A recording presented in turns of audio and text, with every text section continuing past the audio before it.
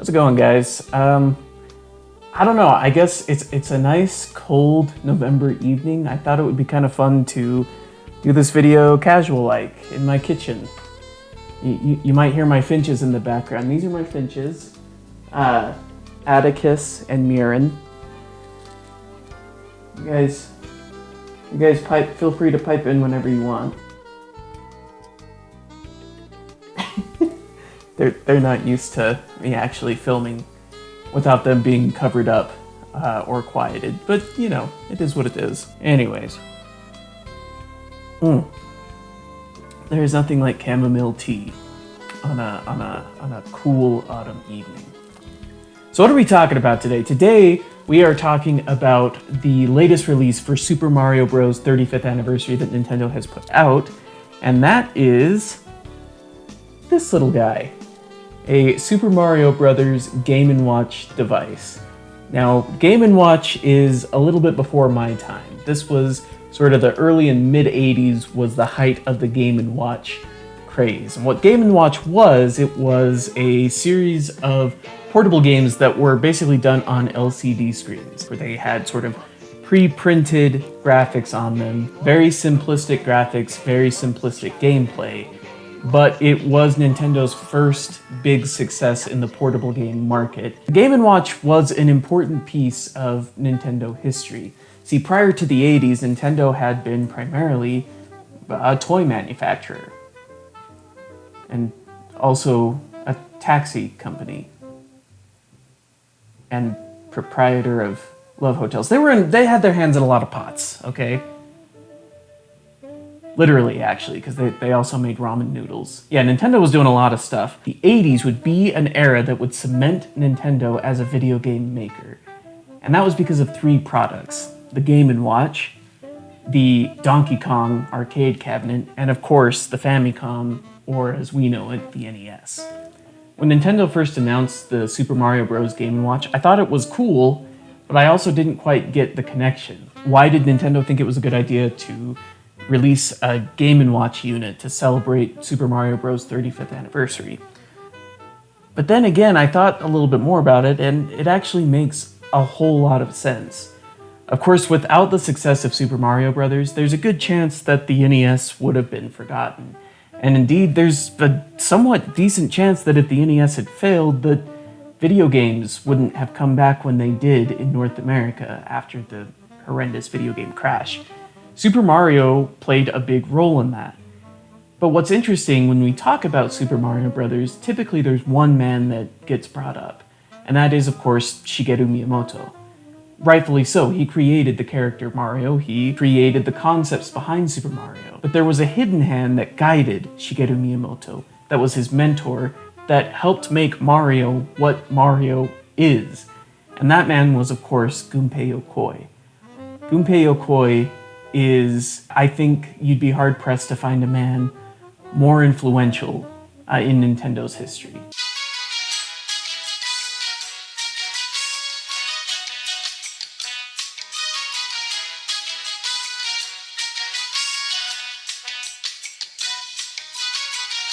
He started out from humble beginnings. He ended up designing the Ultra Hand toy, which was a huge success.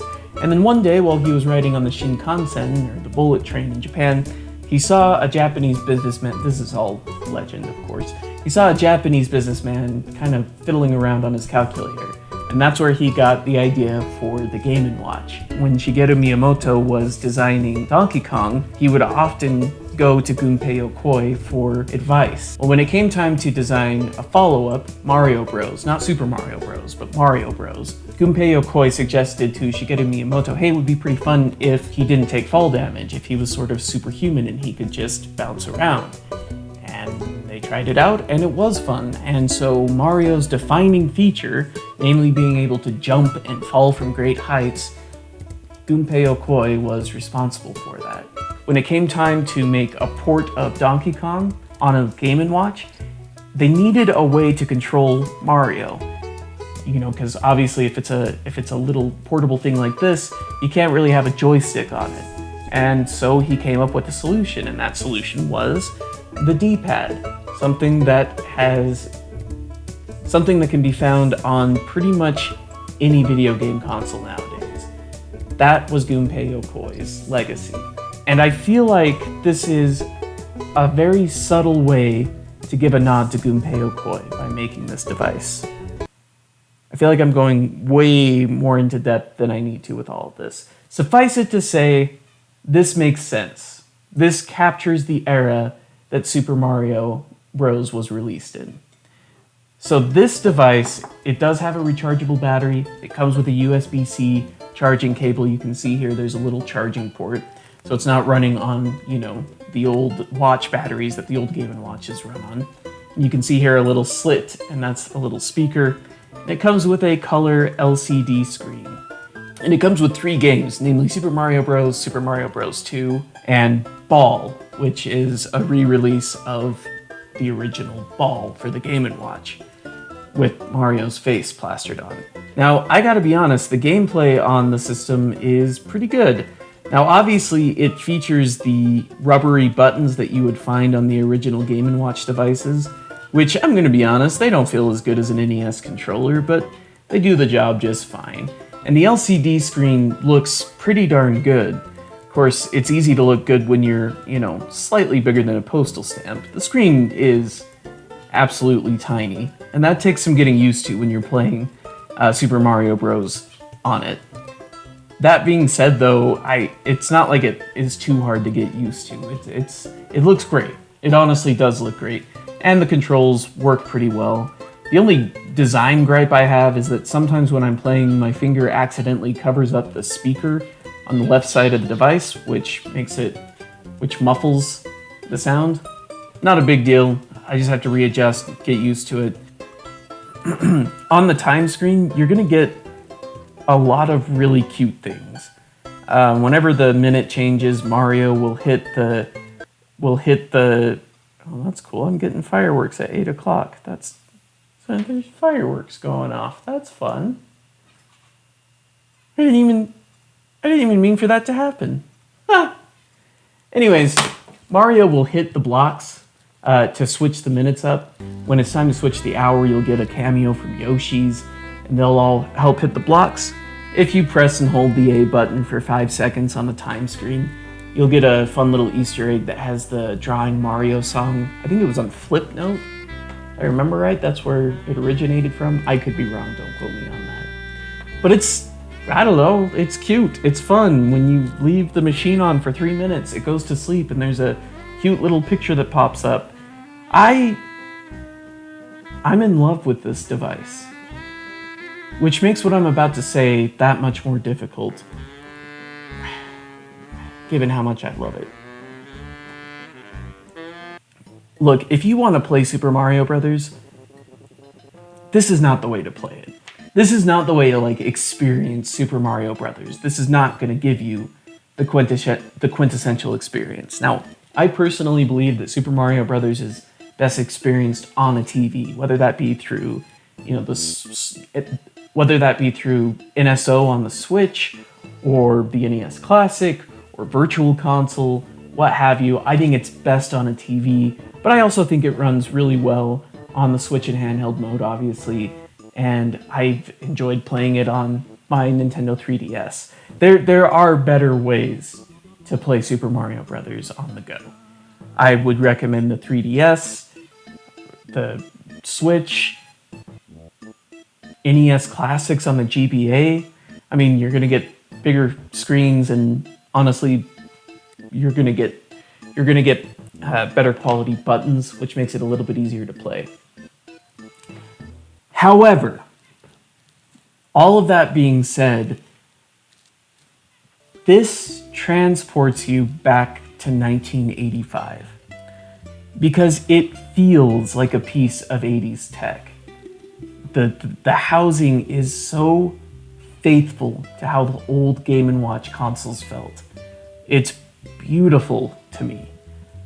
And honestly, that's the best that you could ask for when you're trying to pay homage to this incredible achievement that came out 35 years ago. And in that sense, in the sense of transporting someone back to the 80s, this product absolutely succeeds.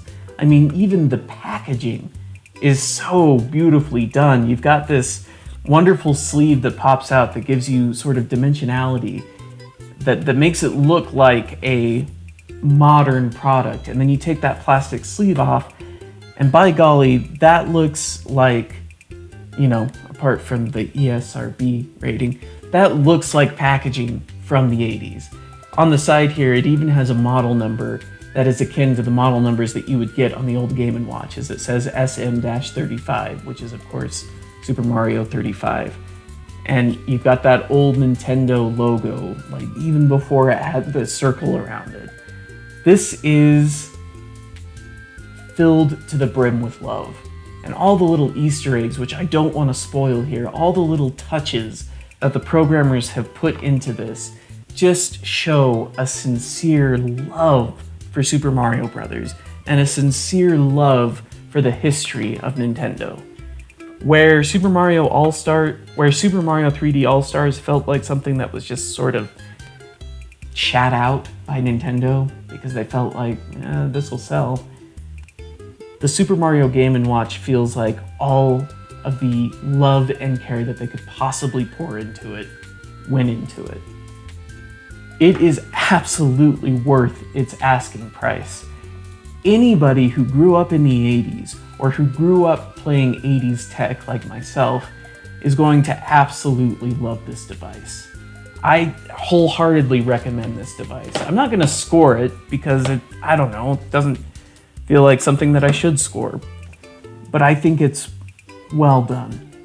And I'm really, really hoping that for The Legend of Zelda's 35th anniversary, you know, Nintendo, I wouldn't mind getting that, a Zelda Game & Watch. Just saying. Anyways, guys, let me know what you think of the device. I'm really sorry that I haven't been able to get a lot of videos out. My day job, I'm a mailman, so we've actually been quite busy, and we're going to be getting busier. So I can't promise that I'm going to be doing regular uploads until, you know, after December 25th. That being said, I am going to be trying to get my video about the SNES and my experience with the SNES out. Originally, it was going to be kind of the 16-bit era as a whole, but I just realized that I have too much to say about the Super Nintendo, the Sega Genesis, and the Game Boy. I think I'm going to make them their own separate videos. Just because. Also, I was going to make a video about Star Trek. I lost everything. I've been trying to make a video about Star Trek for the last 4 years. And things keep coming up. Either it doesn't look good, or I lose everything. I'm just having a really hard time getting a video about Star Trek out, which is a real shame, because apart from The Simpsons, I don't think there's a TV series that has had a greater influence on me. So I need to get it out. I haven't done a video about The Simpsons either. Huh. Well, stay tuned. More to come. Bye.